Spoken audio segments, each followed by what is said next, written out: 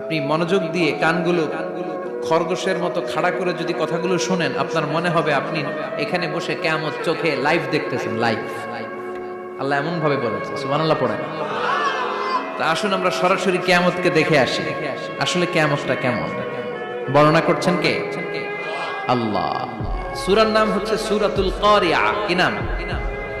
আওয়াজ করে উত্তর দিতে হবে। সূরার নাম আল কারিয়া।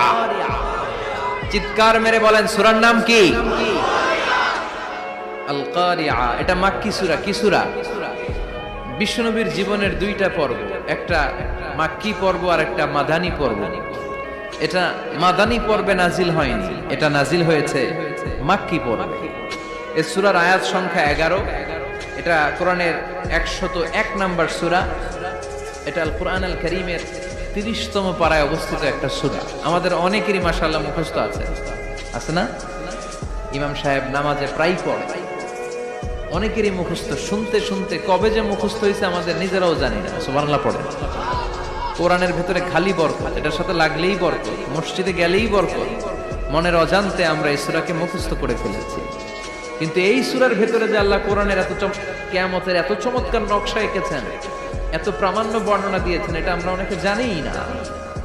আসুন আমরা এই সূরার আলোকে দেখার চেষ্টা করি যে কিয়ামতটা কিরকম হবে। আল্লাহ একটা শব্দকে এই সূরার শুরুতে 3 বার উল্লেখ করে আমাদের দৃষ্টি আকর্ষণ করেছেন।